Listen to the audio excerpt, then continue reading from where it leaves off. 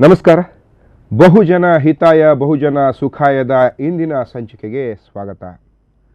ಕಾದಿಹಳು ಅಮೀನ ಪರಿಹಾರಕ್ಕಾಗಿ ಅನ್ನುವ ಶಿರೋನಾಮೆಯ ಜೊತೆಗೆ ಬಂದಂತಹ ಅನುಭವ ಲೇಖನದ ವಿಸ್ತೃತ ರೂಪ ಇಂದು ನಿಮ್ಮ ಎದುರು ತೆರೆದುಕೊಳ್ಳುತ್ತದೆ. ಬಳಕೆದಾರರ ವೇದಿಕೆಯ ಹೋರಾಟದ ಡಾಕ್ಟರ್ ರವೀಂದ್ರನಾಥ ಶಾನುಭೋಗ್ ಅವರ ಲೇಖನವನ್ನು ಯಥಾವತ್ತಾಗಿ ದೃಶ್ಯ ಸ್ವರೂಪದಲ್ಲಿ ನಿಮ್ಮೆದುರು ತೆರೆದಿಡ್ತಾ ಒಂದು ಹೃದಯ ವಿದ್ರಾವಕವಾದಂತಹ ಬದುಕಿನ ಕಥೆಯನ್ನು ನಿಮ್ಮೆದುರು ತೆರೆದಿಡ್ತಾ ಇದೆ ಇಂದಿನ ಬಹುಜನ ಹಿತಾಯ ಬಹುಜನ ಸುಖಾಯ ಸಂಚಿಕೆ. ಅಗ್ಗಬೆಲೆಯ ಮಾನವ ಜೀವ ಪರಿಹಾರಕ್ಕಾಗಿ ಕಾದಿಹಳು ಅಮೀನಾ. ಶೇಖ ಮಹಮ್ಮದ್ ದಕ್ಷಿಣ ಕನ್ನಡ ಜಿಲ್ಲೆಯ ವಿಟ್ಲಮುಡ್ನೂರು ಗ್ರಾಮದ ನಿವಾಸಿ. 1996ರಲ್ಲಿ ಕಂಬಳಬೆಟ್ಟುವಿನ ಅಬ್ದುಲ್ ಖಾದರ್ ಅವರ ಮಗಳು ಅಮೀನಾಳನ್ನು ವಿವಾಹವಾದ ಮಹಮ್ಮದ್ 4 ಮಕ್ಕಳ ತಂದೆ. ವೃತ್ತಿಯಲ್ಲಿ ಕೂಲಿ. ಗಂಡ ದುಡಿದು ತಂದ ಹಣ ಮನೆ ಖರ್ಚಿಗೆ ಸಾಲದಿದ್ದಾಗ ಅಮೀನಾ ಬೀಡಿ ಕಟ್ಟಿ ಸಂಸಾರದ ಭಾರವನ್ನ ಹೊರಲು ಸಜ್ಜಾದಳು. ಅಂತೂ ಕಷ್ಟದಲ್ಲೂ ಸುಖವನ್ನು ಕಂಡ ಸಂಸಾರವಿದು. ಮಹಮ್ಮದನ ಮನೆಯಲ್ಲಿ ಶೌಚಾಲಯವಿಲ್ಲ. ಸ್ನಾನಕ್ಕಾಗಿ ಮಲ ವಿಸರ್ಜನೆಗಾಗಿ ಮನೆಯಿಂದ ಸ್ವಲ್ಪ ದೂರವಿರುವ ನೂಜಿ ಎಂಬಲ್ಲಿರುವ ತೋಡಿಗೆ ಹೋಗಬೇಕು. ವರ್ಷಕ್ಕೆ ಸುಮಾರು 8 ತಿಂಗಳು ನೀರು ಹರಿಯುವ ತೋಡು ಇದು. ಅಂದು ನಡೆದ ದುರಂತ. ಸುಮಾರು 5 ವರ್ಷಗಳ ಹಿಂದೆ ಈ ಕುಟುಂಬದಲ್ಲಿ ದುರಂತವೊಂದು ಘಟಿಸಿತು. 2001ರ ಡಿಸೆಂಬರ್ 23ರಂದು ಬೆಳಗ್ಗೆ 11:45 ಹೊತ್ತಿಗೆ ಮಲ ವಿಸರ್ಜನೆಗೆಂದು ತೋಡಿಗೆ ಹೋದ ಮಹಮ್ಮದ್ ಗಂಟೆ ಒಂದಾದರೂ ಬರಲಿಲ್ಲ. ಅಮೀನಾಳಿಗೆ ಯೋಚನೆಗಿಟ್ಟುಕೊಂಡಿತು. ಅಷ್ಟರಲ್ಲೇ 10 ಜನರು ಮಹಮ್ಮದನನ್ನು ಹೊತ್ತು ತರುತ್ತಿದ್ದುದನ್ನು ಕಂಡು ಗಾಬರಿಗೊಂಡಳು. ಮಹಮ್ಮದ್ನಿಗೆ ವಿದ್ಯುತ್ ಶಾಕ್ ತಗುಲಿದಾಗಿ ತಿಳಿಯಿತು. ಮಲ ವಿಸರ್ಜನೆಗಾಗಿ ಒಣಗಿರುವ ಬಲ್ಲೆಯ ಹಿಂದೆ ಹೋದ ಸಮಯದಲ್ಲೇ ಮೇಲಿನ ಮರದ ಕೊಂಬೆಯೊಂದು ಕೆಳಗೆ ತೂಗುತ್ತಿದ್ದ ಹೈಟೆನ್ಷನ್ ವೈರ್ ಮೇಲೆ ಬಿದ್ದಿತ್ತು. 110 ಕೆವಿ ತಂತಿಗಳು ಒಂದಕ್ಕೊಂದು ತಾಗಿದ ಕೂಡಲೇ ಒಣಗಿರುವ ಬಲ್ಲೆಗೂ ಬೆಂಕಿ ಹತ್ತಿಕೊಂಡಿತು. ಮಲ ವಿಸರ್ಜನೆಗೆ ಕುಳಿತ ಮಹಮ್ಮದ್ ಏಳುವುದರೊಳಗಾಗಿ ಆತ ಉಟ್ಟ ಬಟ್ಟೆಗಳೆಲ್ಲ ಸುಟ್ಟು ಹೋಗಿದ್ದವು. ಆತನ ಬೊಬ್ಬೆಗೆ ಹತ್ತಿರದಲ್ಲೇ ಇದ್ದ ರಫೀಕ್, ಬಾಷಾ ಸಾಹೇಬ್, ಇಬ್ರಾಹಿಂ ಮುಂತಾದವರೆಲ್ಲ ಧಾವಿಸಿ ಬಂದರು. ಬಲ್ಲೆಗೆ ತಗುಲಿದ ಬೆಂಕಿ ನಂದಿಸಿ ಮಹಮ್ಮದ್ನನ್ನು ಬಲ್ಲೆಯಿಂದ ಹೊರಗೆಳೆದರು. ಅದಾಗಲೇ ಕುತ್ತಿಗೆಯ ಕೆಳಗೆ ದೇಹವಿಡೀ ಸುಟ್ಟು ಕರಕಲಾಗಿತ್ತು. ರಿಕ್ಷಾದಲ್ಲಿ ಪುತ್ತೂರಿನ ಚೇತನ ಆಸ್ಪತ್ರೆಗೆ ಸಾಗಿಸಲಾಯಿತು. ಪ್ರಥಮ ಚಿಕಿತ್ಸೆ ನೀಡಿದ ವೈದ್ಯರು ಕೂಡಲೇ ಮಂಗಳೂರಿನ ವೆನ್ಲಾಕ್ ಆಸ್ಪತ್ರೆಗೆ ಕೊಂಡೊಯ್ಯಲು ಸೂಚಿಸಿದರು. ವೆನ್ಲಾಕ್ ಆಸ್ಪತ್ರೆ ತಲುಪಿದಾಗ ಅದಾಗಲೇ ಸಂಜೆ 6 ಗಂಟೆ. ಆಸ್ಪತ್ರೆಯ ಬರ್ನ್ಸ್ ವಿಭಾಗದಲ್ಲಿ ಮಹಮ್ಮದ್ನನ್ನು ಉಪಚರಿಸಿದ ವೈದ್ಯರು ಸುಟ್ಟ ಗಾಯಗಳ ಬಗ್ಗೆ ವರದಿ ತಯಾರಿಸಿ ಪಾಂಡೇಶ್ವರ ಪೊಲೀಸ್ ಠಾಣೆಗೆ ಕಳುಹಿಸಿದರು. ಮಹಮ್ಮದ್ನ ದೇಹದ ಪರಿಸ್ಥಿತಿ ಗಂಭೀರವಾಗಿತ್ತು. ಆದರೂ ಸ್ಮೃತಿ ತಪ್ಪಿರಲಿಲ್ಲ. ಆಗಾಗ್ಗೆ ನೋವಿನಿಂದ ನರಳುತ್ತಿದ್ದ. ಮರುದಿನ ಮಧ್ಯಾಹ್ನ 2 ಗಂಟೆಗೆ ಪೊಲೀಸರು ಬಂದು ವಿಚಾರಿಸುತ್ತಿದ್ದಾಗ ನಡೆದ ಘಟನೆಯನ್ನು ಸ್ಪಷ್ಟವಾಗಿ ವಿವರಿಸಿದ. ಆತನ ಹೇಳಿಕೆಯನ್ನೆಲ್ಲ ದಾಖಲಿಸಿದ ಪೊಲೀಸರು ಹೈಟೆನ್ಷನ್ ವಿದ್ಯುತ್ ತಂತಿಗಳು ಒಂದಕ್ಕೊಂದು ತಾಗಿ ಬಲ್ಲೆಗೆ ಬೆಂಕಿ ಹಿಡಿದ ಬಗ್ಗೆ ಸ್ಪಷ್ಟವಾಗಿ ದಾಖಲಿಸಿದ್ದರು. ಸಹಿ ಹಾಕಲು ಕೇಳಿದಾಗ ಮಹಮ್ಮದ್ನ ಬಲಕ್ಕೆ ಸಂಪೂರ್ಣ ಸುಟ್ಟು ಹೋಗಿರುವುದನ್ನು ಕಂಡರು. ಕೊನೆಗೆ ಎಡಗೈ ಹೆಬ್ಬೆಟ್ಟಿನ ಗುರುತು ಪಡೆದು ತೆರಳಿದರು. ಸಾವಿನೊಡನೆ ಹೋರಾಟ. ಮುಂದಿನ 3 ವಾರಗಳ ಕಾಲ ಸುಟ್ಟ ಗಾಯಗಳ ಚಿಕಿತ್ಸೆಗಾಗಿ ವೈದ್ಯರು ಹೆಣಗಾಡಿದ್ದೇ ಬಂತು. ದಿನ ಕಳೆದಂತೆ ಮಹಮ್ಮದನ ದೇಹಸ್ಥಿತಿ ಬಿಗಡಾಯಿಸಿತು. ಬಲಕೈ ಮತ್ತು ಕಾಲುಗಳ ಸ್ಪರ್ಶ ಜ್ಞಾನ ಕಳೆದು ಹೋಗಿತ್ತು. ಆದರೂ ಪತ್ನಿ ಅಮೀನಾ ತನ್ನ ಪ್ರಯತ್ನ ಬಿಡಲಿಲ್ಲ. ಹೆಚ್ಚಿನ ಚಿಕಿತ್ಸೆಗಾಗಿ ಕಂಕನಾಡಿಯಲ್ಲಿರುವ ಫಾದರ್ ಮುಲ್ಲರ್ಸ್ ಆಸ್ಪತ್ರೆಗೆ ಸೇರಿಸಿದಳು. ಎಷ್ಟು ಖರ್ಚಾದರೂ ಚಿಂತಿಲ್ಲ, ಏನಾದರೂ ಮಾಡಿ ತನ್ನ ಗಂಡನ ಪ್ರಾಣ ಉಳಿಸುವಂತೆ ವೈದ್ಯರನ್ನೆಲ್ಲ ಬೇಡಿಕೊಂಡಳು. ಮಹಮ್ಮದನ ಪ್ರಾಣ ಉಳಿಸುವ ಏಕೈಕ ಉದ್ದೇಶದಿಂದ ಆತನ ಬಲಗೈ ಹಾಗೂ ಎಡ ಕಾಲಿನ ಬೆರಳುಗಳನ್ನು ತುಂಡರಿಸಲಾಯಿತು. ವೈದ್ಯರ ಪ್ರಯತ್ನ ಕೊನೆಗೂ ಸಫಲವಾಗಲಿಲ್ಲ. ಸುಮಾರು 40 ದಿನಗಳ ಕಾಲ ಫಾದರ್ ಮುಲ್ಲರ್ ಆಸ್ಪತ್ರೆಯಲ್ಲಿ ಸಾವಿನೊಡನೆ ಹೋರಾಟ ನೀಡಿದ ಮಹಮ್ಮದ್ 20/3/2002 ಮಧ್ಯಾಹ್ನ ಇಹಲೋಕ ತ್ಯಜಿಸಿದ. ಅಂತೂ 3 ತಿಂಗಳ ಹೋರಾಟ ಕೊನೆಗೊಂಡಾಗ ಅಮೀನಾ ಸೋತು ಸುಣ್ಣವಾಗಿದ್ದಳು. ಜೀವನ ನಿರ್ವಹಣೆಗಾಗಿ ಚಿಕ್ಕಾಸು ಉಳಿದಿರಲಿಲ್ಲ. ವಿದ್ಯುತ್ ಇಲಾಖೆಯ ಇನ್ಸ್ಪೆಕ್ಟರ್ ಶ್ರೀ ಚಂದ್ರಶೇಖರ ಎನ್ನುವವರು ಕೆಲ ದಿನಗಳ ಹಿಂದೆ ಅರ್ಜಿಯೊಂದಕ್ಕೆ ಸಹಿ ಪಡೆದುಕೊಂಡು ಹೋಗಿದ್ದರೂ ಇಲಾಖೆಯಿಂದ ಯಾವುದೇ ಧನ ಸಹಾಯ ಬರಲಿಲ್ಲ. ಬಂಧು ಮಿತ್ರರಿಂದ, ಫೈನಾನ್ಸ್ ಕಂಪನಿಯಿಂದ ಪಡೆದುಕೊಂಡ ಸಾಲ 3 ಲಕ್ಷ ರೂಪಾಯಿಗಳಿಗೂ ಮಿಕ್ಕಿತ್ತು.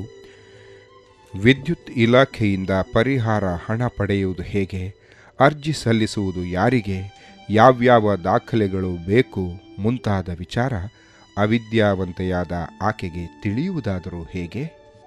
ಪರಿಹಾರಕ್ಕಾಗಿ ಪ್ರಯತ್ನ.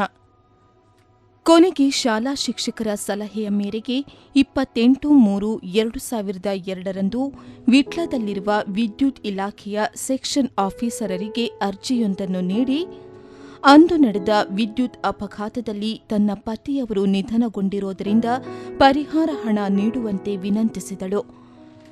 ತನ್ನ ಪತ್ರದ ಪ್ರತಿಯೊಂದನ್ನು ಉಡುಪಿಯಲ್ಲಿರುವ ಮಾನವ ಹಕ್ಕುಗಳ ರಕ್ಷಣಾ ಪ್ರತಿಷ್ಠಾನಕ್ಕೂ ಕಳುಹಿಸಿ ಮಾರ್ಗದರ್ಶನ ಯಾಚಿಸಿದಳು. ಮರುದಿನವೇ ಪ್ರತಿಷ್ಠಾನವು ವಿಟ್ಲದಲ್ಲಿರುವ ಸೆಕ್ಷನ್ ಆಫೀಸರರನ್ನು ವಿಚಾರಿಸಿತು. ಸೆಕ್ಷನ್ ಆಫೀಸರರು ವಿನಮ್ರರಾಗಿಯೇ ಉತ್ತರಿಸಿದರು. ಈ ಅಪಘಾತದ ಎಲ್ಲಾ ವಿವರಗಳನ್ನು 18/1/2002 ಮಂಗಳೂರಿನಲ್ಲಿರುವ ಹಿರಿಯ ಅಧಿಕಾರಿಗಳಿಗೆ ಕಳುಹಿಸಿದ್ದೇವೆ. ಯಾವುದೇ ಸಮಯದಲ್ಲಿ ಈ ಕುಟುಂಬಕ್ಕೆ ಪರಿಹಾರ ಹಣ ಸಿಗುವ ಸಾಧ್ಯತೆ ಇದೆ. ಇದೆಲ್ಲ ಮಾಮೂಲಾಗಿಯೇ ನಡೆಯುತ್ತದೆ ಎಂದರು.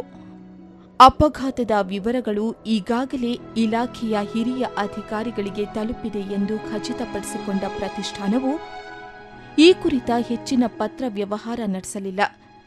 ಪತ್ರಿಕೆಗಳಲ್ಲಿ ಈ ವಿದ್ಯುತ್ ಅಪಘಾತದ ಬಗ್ಗೆ ವರದಿಗಳು ಪ್ರಕಟವಾದರೂ ಕಾಲಕ್ರಮೇಣ ಎಲ್ಲರೂ ಈ ಪ್ರಕರಣ ಮರೆತರು. ಇತ್ತ ವಿಧವೆ ಅಮೀನಾ ವಿದ್ಯುತ್ ಇಲಾಖೆಯಿಂದ ಬರಲಿರುವ ಪರಿಹಾರ ಹಣಕ್ಕಾಗಿ ಕಾಯುತ್ತಿದ್ದಳು. ಹಲವಾರು ಬಾರಿ ವಿದ್ಯುತ್ ಇಲಾಖೆಯ ಇನ್ಸ್ಪೆಕ್ಟರ್ ಶ್ರೀ ಚಂದ್ರಶೇಖರನನ್ನು ಸಂಪರ್ಕಿಸಿ ವಿಚಾರಿಸಿದಾಗ ಸರಕಾರಿ ಕಾರ್ಯವಿಧಾನದಲ್ಲಿ ಸ್ವಲ್ಪ ನಿಧಾನ ಇದ್ದೇ ಇರುತ್ತದೆ, ಆದರೆ ಈಗಾಗಲೇ ನಿಮ್ಮ ಅಪಘಾತದ ಪ್ರಕರಣದ ವಿವರಗಳನ್ನು ಕಳುಹಿಸಿರೋದ್ರಿಂದ ಪರಿಹಾರ ಹಣ ಬಂದೇ ಬರುತ್ತದೆ ಎಂದು ಸಮಾಧಾನ ಪಡಿಸುತ್ತಿದ್ದರು. ಕೊನೆಗೊಮ್ಮೆ ಚಂದ್ರಶೇಖರ ಹೇಳಿದರು, ನೀವು ವಿಟ್ಲ ಮೆಸ್ಕಾಂ ಕಚೇರಿಯಲ್ಲಿ ವಿಚಾರಿಸಿರಿ ಎಂದರು. ವಿಟ್ಲ ಕಚೇರಿಯಲ್ಲಿ ವಿಚಾರಿಸಿದಾಗ ನೀವು ಮಂಗಳೂರಿನಲ್ಲಿ ವಿಚಾರಿಸಿ ಎಂದರು. ಹೀಗೆ 3 ವರ್ಷಗಳಷ್ಟು ದೀರ್ಘಕಾಲ ಕಚೇರಿಗಳ ಸುತ್ತಾಟ ನಡೆಸಿದ ಮೇಲೆ ಕೊನೆಯ ಪ್ರಯತ್ನವಾಗಿ ಅಮೀನಾ ಪುತ್ತೂರಿನ ವಕೀಲರೋರ್ವರನ್ನು ಕಂಡು ಪರಿಹಾರ ಪಡೆಯಲು ದಾವೆ ಹೂಡಲು ಸಾಧ್ಯವೇ ಎಂದು ವಿಚಾರಿಸಿದಳು. ಎಲ್ಲವನ್ನೂ ಸಾವಧಾನವಾಗಿ ಕೇಳಿದ ವಕೀಲರು ಮಹಮ್ಮದ್ ರವರು ಮರಣದ ಮುಂಚೆ ಪೊಲೀಸರಿಗೆ ಹೇಳಿಕೆ ನೀಡಿರುವರೋ ಎಂದು ವಿಚಾರಿಸಿದರು. ಈ ಅಪಘಾತದ ಎಫ್ಐಆರ್ ಎಲ್ಲಿದೆ, ಪೋಸ್ಟ್ಮಾರ್ಟಂ ರಿಪೋರ್ಟ್ ಎಲ್ಲಿದೆ ಮುಂತಾಗಿ ವಿಚಾರಿಸಿದರು. ವಕೀಲರು ಏನು ಕೇಳುತ್ತಿದ್ದಾರೆ ಎಂದು ಅಮೀನಾಳಿಗೆ ಅರ್ಥವಾಗಲೇ ಇಲ್ಲ. ಈ ವರದಿಗಳೆಲ್ಲ ಎಲ್ಲಿ ಸಿಗುತ್ತದೆ ಎಂದು ದೈನ್ಯಳಾಗಿ ಕೇಳಿದಳು. ಆಯ್ತಲ್ಲ, ಇಷ್ಟನ್ನು ಗಮನಿಸಿದ್ವಲ್ಲ, ಪೋಸ್ಟ್ ಮಾರ್ಟಮ್ ವರದಿ ಎಲ್ಲಿ ಸಿಗ್ತದೆ, ಏನಾಗ್ತದೆ, ಅದನ್ನು ಪಡೆಯುವುದು ಹೇಗೆ ಅನ್ನುವ ಪ್ರಾಥಮಿಕ ಮಾಹಿತಿಯ ಕೊರತೆ ಇರುವಂತಹ ನಾಗರಿಕರು ಸ್ವತಃ ಕುಟುಂಬದ ಆಧಾರ ಸ್ತಂಭ ಕಳಚಿ ಬಿದ್ದಾಗ, ಮುಂದಿನ ದಾರಿ ಕಾಣದಂತಹ ಸ್ಥಿತಿಯಲ್ಲಿದ್ದಾಗ ಅವರು ಹೇಗೆ ಮುನ್ನಡೆಯಬಲ್ಲರು, ಇಂತಹ ದಾಖಲೆಗಳನ್ನು ಒಟ್ಟು ಮಾಡಬಲ್ಲರು? ಇವುಗಳೆಲ್ಲವನ್ನು ನಮ್ಮ ಜೊತೆ ವಿಶದೀಕರಿಸ್ತಾರೆ ಡಾಕ್ಟರ್ ರವೀಂದ್ರನಾಥ ಶಾನುಭೋಗ್ ಅವರು. ಶಾನುಭೋಗರಿಗೆ ಕಾರ್ಯಕ್ರಮಕ್ಕೆ ಸ್ವಾಗತ. ನಮಸ್ಕಾರ. ಇಂತಹ ದುರಂತಗಳು ನಡೆದಾಗ ಬಹಳಷ್ಟು ಸಲ ಮೆಸ್ಕಾಂ ಸೇರಿದಂತೆ ಯಾವುದೇ ಸರ್ಕಾರಿ ಇಲಾಖೆಗಳು ತಮ್ಮ ಜವಾಬ್ದಾರಿಯಿಂದ ಮೊದಲು ಹೊರಗೆ ಬಂದು ಪೂರ್ತಿಯಾಗಿ ಇದು ಯಾರು ಅದರಲ್ಲಿ ದುರಂತಕ್ಕೀಡಾಗಿದ್ದಾರೆ, ಸಂತ್ರಸ್ತರಾಗಿದ್ದಾರೆ, ಅವರದ್ದೇ ತಪ್ಪು ಅನ್ನುವ ರೀತಿಯಲ್ಲಿ ಪ್ರತಿಪಾದಿಸ್ತಾರೆ. ಇದು ಯಾಕೆ ಹೀಗಾಗ್ತದೆ ಮತ್ತು ನಾಗರಿಕರು ಈ ಸಂದರ್ಭದಲ್ಲಿ ಯಾವ ರೀತಿಯ ಎಚ್ಚರವನ್ನು ಹೊಂದಬಹುದು? ಇಲ್ಲಿ ಒಂದು ಗಮನಿಸಿದ್ದೇವೆ ನಾವು, ಪ್ರಮುಖವಾಗಿ ಈ ಮೆಸ್ಕಾಂ ಮತ್ತು ಟೆಲಿಫೋನ್ ಡಿಪಾರ್ಟ್ಮೆಂಟ್ನವರು ಅಲ್ಲಲ್ಲಿ ಅಪಘಾತ ಎಲ್ಲ ಆಗ್ತಾ ಇರ್ತದೆ. ಕೆಲವು ಸರ್ತಿ ಟೆಲಿಫೋನ್ ವೈರ್ನ ಮೇಲೆ ಇಲೆಕ್ಟ್ರಿಕ್ ವೈರ್ ಬೀಳೋದು, ಅಥವಾ ಇಲೆಕ್ಟ್ರಿಕ್ ವೈರ್ ಮೇಂಟೆನೆನ್ಸ್ ಇಲ್ಲದೆ ತುಂಡಾಗಿ ಬೀಳೋದು, ಇಂಥದ್ದೆಲ್ಲ ಆವಾಗ ಒಂದು ಸಾವು ನಡೆಯೋದು ಅಥವಾ ಇಂಥ ಅಪಘಾತ ಜಾನುವಾರುಗಳಿಗೆ ಏನೋ ವ್ಯತ್ಯಾಸ ಆಗೋದು. ಟ್ರಾನ್ಸ್ಫಾರ್ಮರ್ಗೆ ಈಗ ಬೆಂಕಿ ತಗುಲುವುದು, ಎನ್ಕ್ಲೋಷರ್ ಇಲ್ಲದಾಗ ಸಣ್ಣ ಮಕ್ಕಳು ಹೋಗಿ ಮುಟ್ಟುವುದು, ಇಂಥದ್ದೆಲ್ಲ ನಡೀತಾ ಇರ್ತದೆ. ವರ್ಷಕ್ಕೆ ಸಾಧಾರಣ ಒಂದು 18, 20, 30 ಸಾವುಗಳು ಅಲ್ಲಲ್ಲಿ ನಡೀತಾ ಇರ್ತವೆ. ಈ ಎಲ್ಲ ಪ್ರಕರಣಗಳಲ್ಲಿ ಈ ಯಾರು ಆ ಸಂಬಂಧಿತ ಇಂಜಿನಿಯರ್ ಇದ್ದಾರೆ ಅವರು ಇದಕ್ಕೆ ರೆಸ್ಪಾನ್ಸಿಬಲ್ ಆಗ್ತಾರೆ. ಅದಕ್ಕೆ ಅವ್ರು ಏನು ಒಂದು ಉಪಾಯ ಇದೆ ಅವ್ರ ಹತ್ರ. ಇದು ಅಪಘಾತ ನಡೆದ ಕೂಡಲೇ ಅವರಿಗೆ ಮಾಹಿತಿ ಹೋದ ಕೂಡಲೇ ಒಂದು 2 ಜನ ಆಫೀಸರ್ ಬರ್ತಾರೆ. ಅಲ್ಲಿ ಸುತ್ತ ಇದ್ದವರಿಗೆ ಹೇಳ್ತಾರೆ, ಅವರಿಗೆ ನಾವು ಪರಿಹಾರ ಎಲ್ಲ ಕೊಡ್ತೇವೆ, ಅದನ್ನು ಈ ಪರಿಹಾರಕ್ಕೆ ಹಾಕಿ ತಾವೆಲ್ಲ ಸಹಕಾರ ಮಾಡಬೇಕು, ಒಂದು ಅರ್ಜಿಯನ್ನು ನಾವು ಬರೀತೇವೆ, ನೀವೆಲ್ಲ ಸಿಗ್ನೇಚರ್ ಹಾಕಿ ಅಂತೇಳಿ ಹೇಳೋದು. ಸುತ್ತು ಇದ್ದವ್ರು ಏನು ಮಾಡ್ತಾರೆ, ಅನುಕಂಪದ ಹೌದು ಸರ್ ನಾವೇ ನೋಡಿದ್ದೇವೆ ಅಂಥೇಳಿ ಇವರು ಬ್ಲ್ಯಾಂಕ್ ಪೇಪರ್ನಲ್ಲಿ ಸಿಗ್ನೇಚರ್ ಹಾಕೋದು. ಸಂಪೂರ್ಣ ಜವಾಬ್ದಾರಿಯಿಂದ ಹೇಳ್ತಾ ಇದ್ದೇನೆ, ಇಂಥ ಪ್ರಕರಣಗಳನ್ನು ನಾವು ದಾಖಲಿಸಿದ್ದೇವೆ, ಹೈಕೋರ್ಟಿನವರೆಗೆ ಹೋಗಿದ್ದೇವೆ. ಅದರ ನಂತರ ಅವ್ರು ಏನು ಮಾಡ್ತಾರೆ, ಎಲ್ಲ ಸಿಗ್ನೇಚರ್ ಹಾಕಿಕೊಂಡು ಅದರ ನಂತರ ಅವ್ರು ಮರೆತು ಬಿಡ್ತಾರೆ ಏನೋ ಇವರಿಗೆ ಪರಿಹಾರ ಸಿಕ್ಕಿತು ಅಂತ. ಆದರೆ ಅದನ್ನೇ ಇವರು ಬರೆದುಕೊಳ್ಳುವುದು ಅಂತ ಹೇಳಿದರೆ, ಮಹಾಜರು ನಡೆದ ಪ್ರಕಾರ ಇಂಥವನ್ನೇ ಮರದ ಮೇಲೆ ಹತ್ತಿಕೊಂಡು ಅವರಿಗೆ ಎಲೆಕ್ಟ್ರಿಕ್ ಶಾಕ್ ತಲಗಿತು, ಇಂಥದ್ದೆಲ್ಲವನ್ನು ಬರೆದುಕೊಂಡು ಇವರ ಸಿಗ್ನೇಚರ್ ಹಾಕಿ ಇದೆ. ಸಿಗ್ನೇಚರ್ ಹೇಗೂ ತಗೊಂಡದ್ದಿದೆ, ಎಲ್ಲವನ್ನು ಬರೆದ ಮೇಲೆ ಓದದೆ ಸಿಗ್ನೇಚರ್ ಹಾಕುವುದಿಲ್ಲ ನೋಡಿ. ಆ ಸಂದರ್ಭದಲ್ಲಿ ಮಾತಿನ ಒಂದು ಕೃತಿಗಿಂತ ಭಿನ್ನವಾಗಿ ಇವರು ವ್ಯವಹರಿಸ್ತಾರೆ ಅನ್ನುವ ಕಲ್ಪನೆಯನ್ನು ಸಾಧಾರಣವಾಗಿ ನಾಗರಿಕರು ಅವರ ಮೇಲೆ ಸಂಪೂರ್ಣ ನಂಬಿಕೆ ಇಟ್ಟುಕೊಂಡು ಬರೆಯೋದು. ಇಂಥದನ್ನೆಲ್ಲ ಅದರಿಂದ ತಾವು ಹೇಳಿದ್ರಲ್ಲ, ನಾಗರಿಕರಿಗೆ ಮೆಸೇಜ್ ಅಂತ ಹೇಳಿದರೆ, ಇಂಥ ಅಪಘಾತ ಸಂಭವಿಸಿದಾಗ ಏನಾದರೂ ಬರದಾದ ಮೇಲೆ ಅದನ್ನು ಓದಿಕೊಂಡು ಅವರು ಸಿಗ್ನೇಚರ್ ಹಾಕಬೇಕು. ಒಂದು. ಎರಡನೇದು, ಸಾಕಷ್ಟು ಎವಿಡೆನ್ಸ್ ಏನಾದರೂ ಇದ್ದರೆ, ಅದು ಈ ಪ್ರಕರಣದಲ್ಲೂ ಇವ್ರ ಹತ್ರ ಏನೂ ಇರಲಿಲ್ಲ. ಮೊದಲನೇದಾಗಿ ಆ ಹುಡುಗಿ ಅಮೀನಾ ಈ 6ನೇ ಕ್ಲಾಸ 5ನೇ ಕ್ಲಾಸ ಕಲ್ತವಳು. ಅವಳಿಗೆ ತುಳು ಬಿಟ್ಟು ಬೇರೆ ಯಾವುದೇ ಭಾಷೆ ಬರ್ತಿರ್ಲಿಲ್ಲ. ಮಾತೃಭಾಷೆ ಅವರ ಬ್ಯಾರಿ ಭಾಷೆ ಮಾತಾಡ್ತಿದ್ರ. ಬ್ಯಾರಿ ಭಾಷೆ ಬಿಟ್ಟು ಅವರಿಗೆ ತುಳು ಸ್ವಲ್ಪ ಬರ್ತದೆ, ಇಲ್ಲದ್ರೆ ಬೇರೆ ಯಾವುದೂ ಭಾಷೆ ಅವಳಿಗೆ ಬರೋದಿಲ್ಲ. ಅವಳಿಗೆ ಈ ಪೋಸ್ಟ್ಮಾರ್ಟಮ್ ರಿಪೋರ್ಟ್ ಇಲ್ಲಿ ಸಿಗ್ತದೆ, ಇಲ್ಲಿ ಎಲ್ಲಿ ಅಂತೇಳಿ ಅವ್ರಿಗೆ ಆ ಹುಡುಗಿ, ಸಣ್ಣ ಹುಡುಗಿ ಎಲ್ಲೆಲ್ಲಿ ಅಂತ ತಿರುಗಬೇಕು, ಬಹಳ ಕಷ್ಟದಿಂದ ಇರಲಿ ನೋಡಿ.